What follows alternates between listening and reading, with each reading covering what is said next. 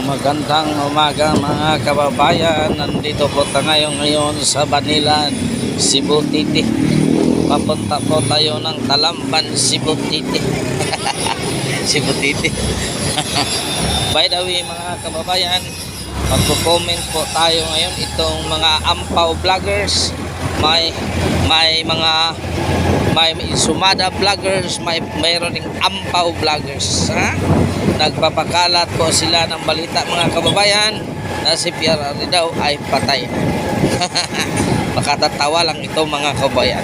So by the way, dahil mga kababayan, kung hindi ka pa nakasubscribe sa aking channel, pasubscribe naman dyan mga kababayan. Bilang tulong mo na rin sa akin. Wag mo na lang yung pansinin yung iba. Ito kung mabigat man sa iyong kalooban bilang isang Pilipino, so like and share lang sa aking video mga kababayan para naman madagdagan itong mga subscribe sa akin, ha? Huwag kayong umulat sa ubang mga vloggers may mga personal interest. Ito walang personal interest mga kababayan, ha? Ito ay naaayon sa mga marites mga kababayan, kaya mag-comment tayo marites na mga ampaw vloggers, ha? By the way mga kabayan, ito ang aking nasa isipan. Bakit ang tao, bakit itong mga vloggers na bayaran palagi na lang gusto na lang mamatay si Duterte, ha? Bakit mga kababayan? May mga kapagkakataon manood ka sa TikTok o sa anumang mga meron kang makita talaga patay na si Kuan, ang labi na dyan, schedule ng kalan burol. Sus, napakawalang hiya naman sa ganyang klaseng tao, ha? Siguro sa palagay ko mga kababayan, itong taong to mas mauna pa kay PRRD, ha? Sa palagay ko walang hiya, walang naitulong sa bayan ang ganyang klaseng tao. Hindi alam na si PRRD ang malaking tulong sa ating bayan, ha? Hindi nila alam kasi personal interest nila, pera lang pinagkakitaan nila mga kababayan. Hindi nila nakikita bilang respeto man lang sa ating presidente. Huwag niyong ganyanin mga kababayan, huwag niyong ganyanin, ha? Malaking tulong siya sa atin pero binawala ninyo, ha? Bakit? Nung panahon na si Duterte ang na siya ang presidente, hindi ba kayo malaya lumalakad sa Maynila?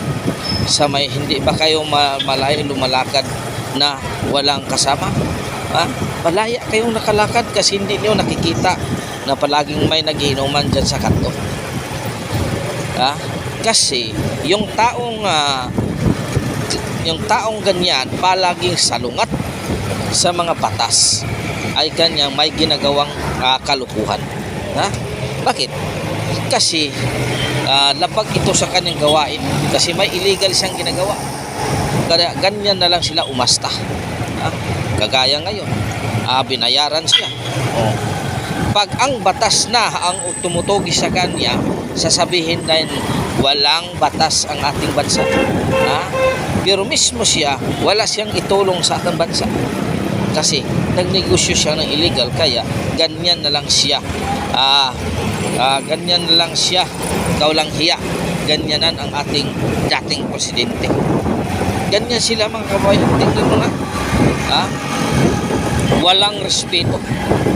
Siguro sa pamilya niya ganun din, di ba? Walang respeto. Ganyan talaga mga kabayan. Pira-pira lang ang mukha nila mga kabayan. Katulad itong ating administrasyon na ito. Pira-pira lang.